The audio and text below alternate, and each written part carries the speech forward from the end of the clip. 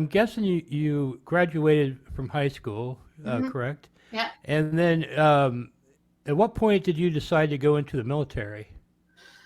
So here's the thing. So when I as right after I graduated high school, my dad was like he came and said, "Kay," he's like, you're just gonna go to college and you're gonna flunk and you're gonna fail. You're gonna do what you always do. You're gonna do really well at first, and then you're gonna and so like this is I'm a typical ADD person. This is the roller coaster ride. You do well at the beginning of the school year, and then you sort of start failing on. I've never failed my classes when I was in school, but because I'm really smart, and so like I can't fail.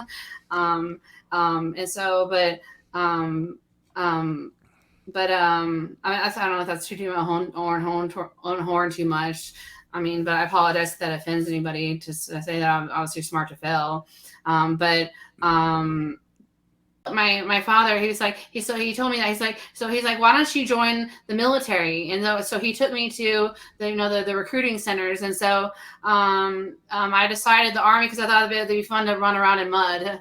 And that's actually what I imagined. I was like, it'd be fun to run around in mud. But then I decided, I asked all my friends and all my coworkers, and I was just like, and everybody. And so I decided not to join the army, and not to join the army after I all. But then when I went to college, I immediately started not liking it, and I got really depressed early on, and I just decided to go ahead and join the army, like about 2 months into college.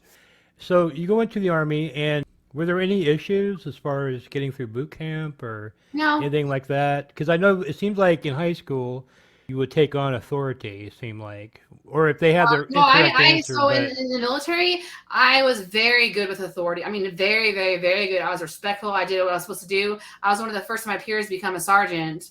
And actually, so as a Korean linguist, you have to. So in order to become a sergeant, you have to have. There's a certain amount of points you have to have. And the Korean linguists, we were almost maxed out. You had to have a lot of points, and so I was one of the first of my peers to be promoted to sergeant. And I was very well.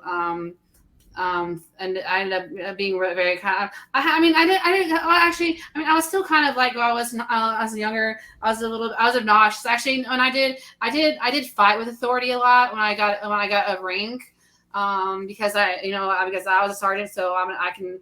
So I don't know. So it's now my job to deal with these issues, and I have to protect I mean, I don't like calling them soldiers, but I had to protect the other members of my. But yeah, and actually, I know another thing I'm really proud of, was I was a unit prevention leader. So which is like, my commander, the commanding officer, chose me above everyone to do the drug testing for our company, which means you have to be an absolutely trusted person, and so I ran all the drug tests for everybody every month, and for our company, to make sure everybody was in line and that nobody was on drugs.